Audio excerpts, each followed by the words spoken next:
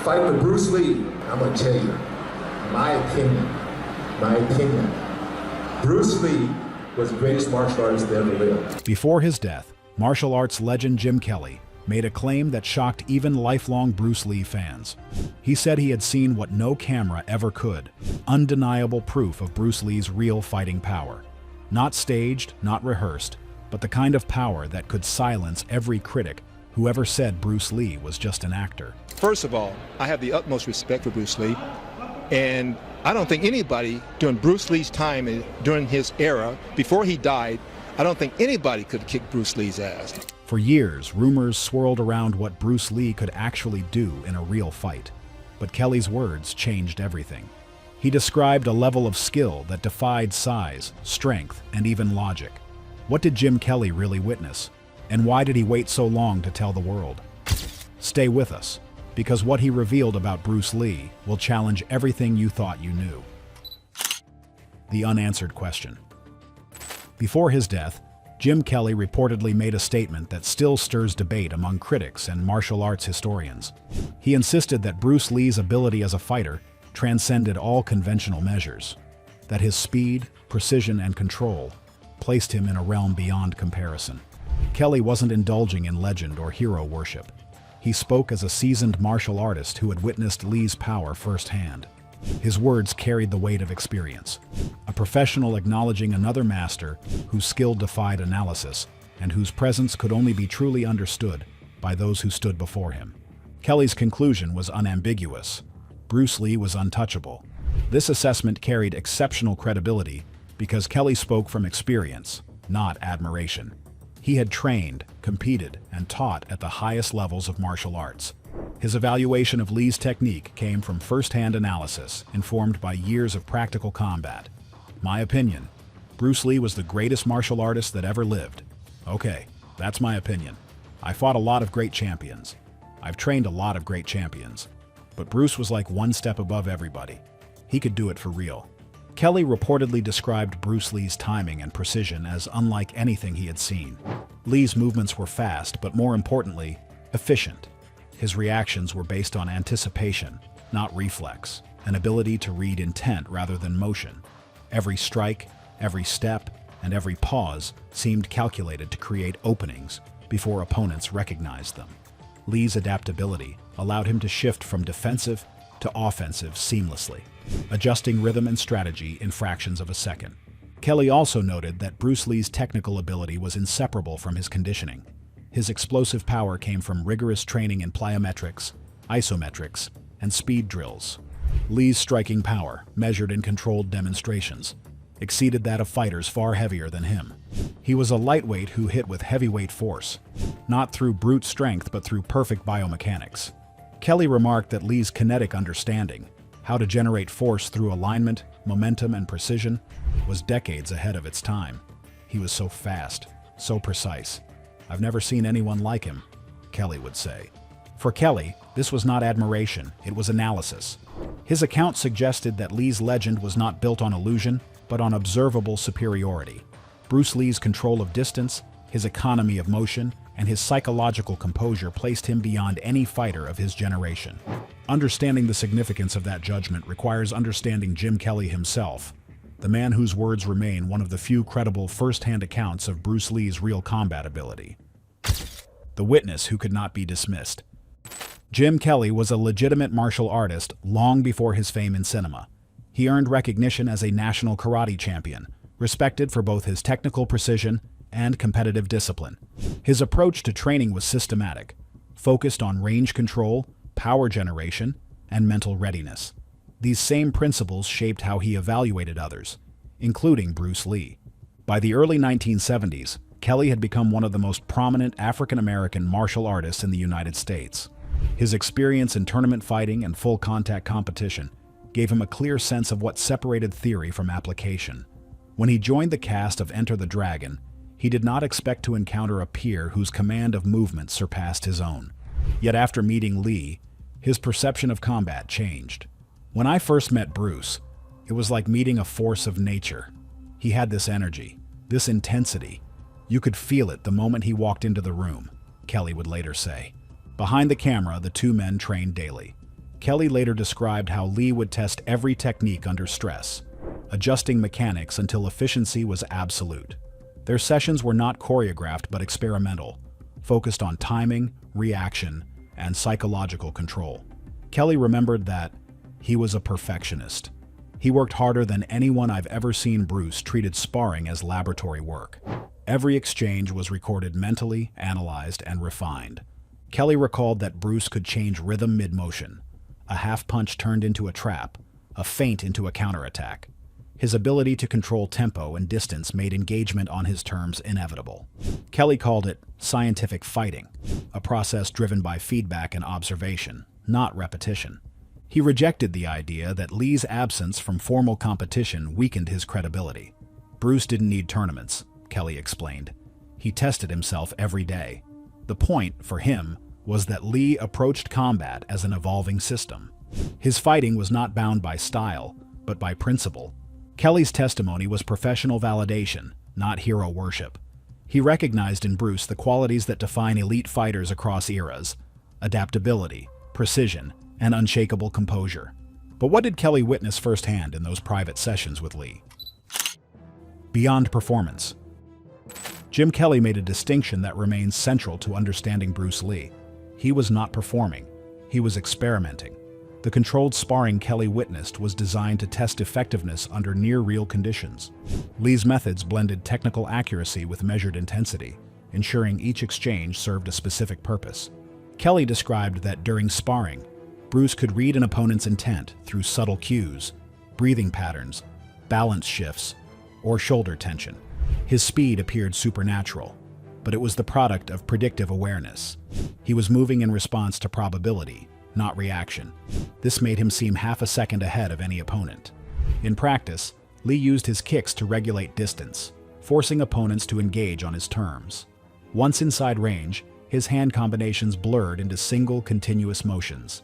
Kelly noted that Lee's efficiency was constant across all variables. If confined to punches, he dominated. If restricted to kicks, he adapted without hesitation. Bruce was ahead of his time. He didn't just practice styles, he broke them down and rebuilt them. His technical integration was complete, each limb functioning independently, yet synchronized within a unified rhythm. Equally striking was his control. Kelly observed that Lee could pull or extend strikes within millimeters of contact. His calibration demonstrated an exact understanding of force, range, and timing. The intent was not to overpower, but to outthink. He sought precision over aggression, structure over spectacle. Lee's composure reinforced his advantage. Kelly remembered him as calm and analytical in every exchange, maintaining awareness even when pressed. He viewed sparring as data collection, identifying patterns, cataloging responses, and adjusting accordingly. His sparring partners were part of an ongoing experiment in adaptation. Kelly concluded that Bruce Lee's success was not defined by competition, but by the completeness of his understanding. His mastery lay in the synthesis of philosophy, biomechanics, and psychology into a single system of combat. He was studying motion itself, not merely practicing technique. For Kelly, this was proof of true mastery. Bruce Lee was not chasing victory but precision. He was refining human performance in real time. The records of those private sessions remain sparse, yet the consistency of testimony from those who trained with him reinforces a single fact. Bruce Lee's fighting skill was real, measurable, and unmatched. And from those first-hand accounts begins the most objective analysis of Bruce Lee's ability. Not the legend, but the fighter behind it. But what really happened behind closed doors, away from the cameras and the crowds? What did Jim Kelly witness in those private sessions that the world never saw? The moments when Bruce Lee's legendary skill was tested, proven, and respected by the era's top fighters? What the cameras never captured. Jim Kelly often described a side of Lee's training that was never documented. Away from film sets and public demonstrations, Bruce engaged in constant sparring with elite martial artists of his era. Kelly clarified that these sessions were not exhibitions for publicity, but private evaluations of skill, conducted under controlled, realistic conditions. We trained hard. Bruce would break down every movement, every angle. He was obsessed with efficiency. He explained that Lee regularly trained with respected fighters whose names were intentionally kept out of public discussion. The purpose of this privacy was not secrecy, but respect. Those who sparred with Lee understood they had encountered a level of precision and control that required no public validation. Each exchange was technical rather than confrontational, focused on learning rather than proving dominance. Kelly said the consistency of these encounters proved that Bruce's reputation was grounded in demonstrable skill. His speed, timing, and restraint were evident to anyone who faced him directly. According to Kelly, those who experienced Lee's sparring left with no doubt about his ability and no desire to sensationalize it. The unspoken understanding was professional. What occurred in training remained between fighters. When asked why no footage of these sessions existed, Kelly explained that filming them would have compromised their purpose. Lee treated sparring as experimentation, not performance. Recording it would have turned research into spectacle. They knew, Kelly said, that there was nothing to prove to anyone else. For those present, the evidence was self-evident. Kelly's decision to withhold names reflected that same professionalism.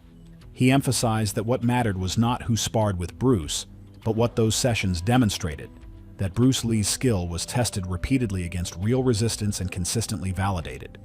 Despite this, some critics later argued that Lee's absence from public tournaments weakened his credibility. Kelly confronted that argument directly, framing it as a misunderstanding of what Bruce Lee's system was designed to accomplish. So why do critics still question Bruce Lee's legacy simply because he skipped tournaments? What Jim Kelly reveals flips that argument on its head, showing that Lee's true arena wasn't a ring with rules and referees, but the unpredictable reality of combat itself. The tournament debate. The absence of tournament records remains one of the most persistent points of contention in evaluating Bruce Lee's legacy. Jim Kelly dismissed the argument that this absence undermined Lee's legitimacy. He explained that Bruce's Jeet Kune Do was developed for functional combat, not regulated competition. Its objective was efficiency, not conformity. Tournament fighting operates under structured rules, limited striking zones, weight classes, and referees to enforce safety. Bruce's methods, by contrast, targeted vulnerabilities that would be disallowed in sport, eyes, joints, and vital organs. His system emphasized economy of motion and decisive resolution rather than point scoring or round endurance. Kelly would say, Jeet Kune Do wasn't just a style, it was a mindset. Bruce taught you to think, to adapt. Kelly emphasized that this was not avoidance of competition, but alignment with purpose. Lee trained for reality, not for trophies. Kelly also pointed out that many of Bruce's students, fighters such as Joe Louis and Chuck Norris, excelled in tournaments using the principles he taught. Their success demonstrated that his training translated effectively into competitive performance. Had Lee chosen to compete, Kelly believed he would have adapted seamlessly, as adaptability was the foundation of his method. He was always evolving. That's what made Jeet Kune Do so powerful. It was never finished, Kelly said. For Bruce, the purpose of training was not to validate ability through medals, but to remove inefficiency. Kelly said that Lee viewed the body as a system to be engineered for maximum output under any circumstance. Rules were variables to be adjusted, not obstacles. This distinction reframed the entire debate. Bruce Lee's lack of formal titles was not evidence of limitation, but of focus. He viewed martial arts as preparation for the unpredictable, not a sport bound by regulation. Kelly's defense of this philosophy proved a broader point. Bruce Lee's dominance was not situational, but systemic. His real testing ground was sparring itself, the environment where his control and adaptability were measured daily.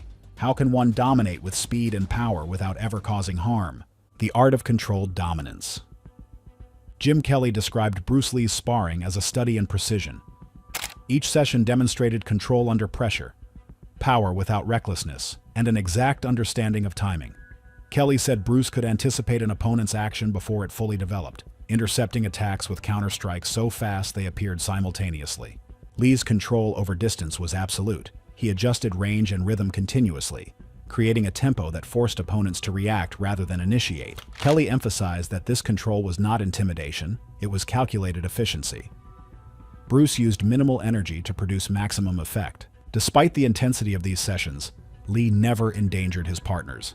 Kelly described sparring with him as both humbling and instructive. Bruce could operate at full speed while maintaining complete safety, demonstrating an awareness of power that few fighters achieve.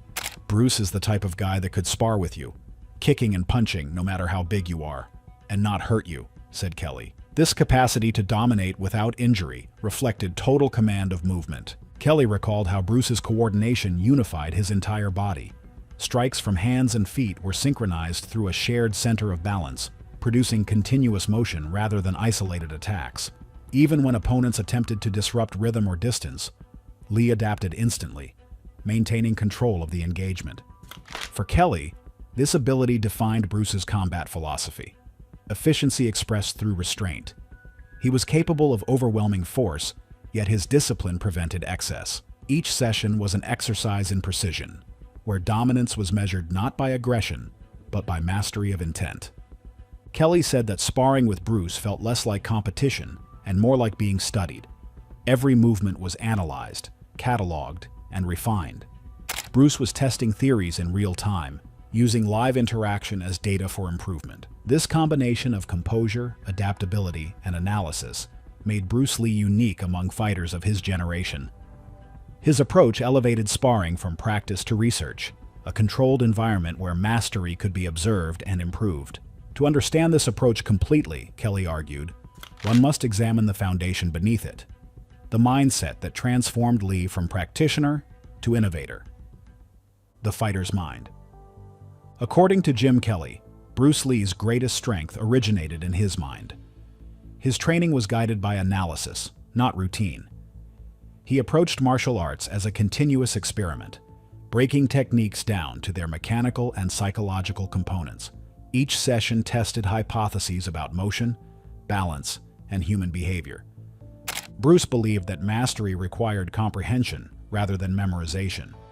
He trained to eliminate hesitation, reducing the gap between perception and response to zero. Kelly called this mental precision turned into instinct. Kelly said, "Training with Bruce was like going back to school. He made you question everything you thought you knew about martial arts. Once a concept was understood intellectually, Lee drilled it until it became automatic." This approach produced a level of responsiveness that appeared predictive. Kelly noted that Bruce could sense intention through subtle cues, body alignment, breathing, and rhythm. His timing was the physical expression of cognitive understanding. Bruce's demeanor reflected that same mental clarity. He neither postured nor relied on intimidation. Kelly described him as calm, confident, and completely focused. His presence created pressure because it reportedly revealed certainty. He did not react emotionally, he executed logically. For Kelly, this unity of intellect and motion was what made Bruce Lee exceptional. His speed and power were measurable, but his awareness and adaptability were beyond quantification. Every sparring exchange was both a lesson and a confirmation of principle. Kelly also remarked on the silence that surrounded those who had faced Bruce privately. Their discretion was not secrecy, but acknowledgement. They recognized that what they had experienced defied simple explanation. It was not performance, nor legend. It was technical mastery operating at its peak. That silence, Kelly concluded, became its own form of evidence. Those who knew the truth had no reason to embellish it. Their quiet respect remains the most credible testament to Bruce Lee's reality as a fighter. From that silence, Bruce Lee's legacy endures, not as myth, but as the verified record of a man whose understanding of combat continues to define modern martial arts. What does it take for even the most skilled fighters to remain silent? Could Bruce Lee's mastery really leave champions speechless? The silence that spoke volumes. Jim Kelly stated that several accomplished martial artists who had sparred privately with Bruce Lee chose never to speak about it publicly. Their silence, he said, was not secrecy, but acknowledgement. These were fighters of verified skill and professional credibility. Each left those sessions with the same understanding: Bruce Lee's command of combat was beyond comparison. Kelly clarified that the decision to remain silent was an act of respect. Those sessions were not performances for attention, but serious exchanges between professionals. The encounters reportedly revealed a level of precision and adaptability that did not require explanation. He described Lee's sparring as unscripted and analytical. Every movement had purpose. Bruce approached each engagement as a test of timing, range, and control. His speed was not chaotic or theatrical, it was measured and deliberate, designed to expose and exploit openings in real time. In those sessions, Lee was not an actor or philosopher. He was a technician operating at the highest level of practical combat. Kelly noted that fighters who entered those sessions quickly recognized that Bruce's superiority was not rooted in strength or intimidation. It was his understanding of motion and intent, the ability to interpret micro-adjustments in balance, breath, or rhythm, that made him seem beyond reach. Kelly recalled that Bruce moved with total economy, eliminating wasted motion. The transition from observation to action was instantaneous. He referred to Bruce Lee as untouchable, a term he used with precision, not emotion. For Kelly, this conclusion was a professional evaluation. He had trained and fought alongside world champions, yet none demonstrated the same level of complete control. I fought a lot of great champions. I've trained a lot of great champions. But Bruce was like one step above everybody, he said. What impressed him most was Lee's capacity to adapt mid-exchange, dismantling rhythm and tempo as though he were solving a problem in real time. According to Kelly, everyone who sparred with Bruce left with a new understanding of what mastery looked like in practical terms. They had encountered skill refined to near perfection, a combination of awareness, conditioning, and psychological discipline that exceeded standard definitions of martial ability. Their silence was not avoidance. It was recognition that Bruce Lee's performance existed beyond conventional explanation. These private confirmations formed the foundation for Jim Kelly's later reflections. In his final years, he spoke openly, intent on ensuring that Bruce Lee's reality as a fighter was documented, not mythologized. Before his death, near the end of his life, Jim Kelly addressed Bruce Lee's legacy with clarity and authority. Having trained with world-class fighters and competed at elite levels, he wanted to separate fact from exaggeration. His conclusion was consistent and direct. Bruce Lee was unequaled. Kelly explained that he had observed countless athletes with exceptional strength, technique, and conditioning, yet none displayed the total synthesis of attributes that Bruce Lee possessed. His advantage was not limited to speed or power. It was comprehension. Lee's awareness of timing, distance, and intent gave him predictive control of every exchange. Kelly's statements were analytical, not sentimental. He described Bruce's approach as a fusion of biomechanics, psychology, and discipline. Lee's movements were not reflexive reactions. They were informed responses shaped by analysis. Every strike and counter was a calculated decision made at high velocity. When Kelly referred to Bruce as a step above everybody, he meant it in measurable terms. Lee's training integrated strength conditioning, cardiovascular endurance, reaction drills, and flexibility long before those methods became standard. Bruce's style was about being real. No wasted motion, no flashy stuff. Just results, he said. He operated as both scientist and athlete, studying his own physiology and adjusting variables until efficiency was absolute. Kelly rejected the idea that Bruce Lee's fame exaggerated his skill. He said that those who trained with him knew the truth, that his fighting ability was grounded in evidence, not perception. Every technique he taught, he tested. Every principle he demonstrated, he validated under pressure. As his health declined, Kelly became determined to preserve this truth. He wanted future generations to know that Bruce Lee's reputation was not created by film studios or publicists. It was reportedly confirmed repeatedly in private sessions witnessed by professionals who knew exactly what they were seeing. When Kelly said, "He is a legend," it was not ceremonial. It was a factual conclusion based on experience. To him, Bruce Lee's status was earned through demonstration, not myth. The final proof. Jim Kelly's final account stands as the most credible confirmation of Bruce Lee's true fighting ability. Unlike speculation or myth, his testimony derived from first-hand participation. He had trained with champions, yet Bruce Lee's level of performance stood apart. Kelly described Bruce as a fighter who combined physical and cognitive speed into a single process. His timing and precision were products of calculation, not instinct. Lee analyzed an opponent's rhythm, identified vulnerabilities, and adjusted instantly. He demonstrated control that was both mental and mechanical. Kelly noted that Bruce's adaptability represented the highest expression of combat understanding. He could modify tactics mid-exchange, switching between offensive and defensive actions without visible transition. His movement reflected total awareness. Nothing was reactive. Everything was anticipatory. Kelly dismissed the long-standing question of whether Bruce Lee's skills were exaggerated by cinema. He said the opposite was true. Film could not fully convey his accuracy or control. What appeared dramatic on screen was restrained compared to what he displayed in real sparring. Kelly explained that Bruce's discipline extended to every aspect of preparation, nutrition, conditioning, philosophy, and study of human kinetics.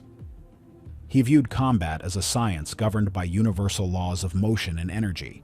His goal was not imitation of tradition, but refinement of principle. Kelly's reflections dismantled decades of speculation. To him, Bruce Lee's impact was not symbolic, it was empirical. His influence persisted because it was built on observable truth. The evolution of modern combat sports, with their focus on adaptability, biomechanics, and efficiency, reflected the same philosophy Lee had demonstrated decades earlier. In his final interviews, Kelly spoke not as an actor or admirer, but as a professional testifying to fact. His conclusion was consistent.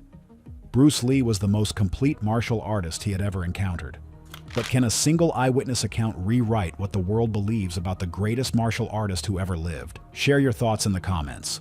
Thank you for watching this video with us, and catch you in the next one.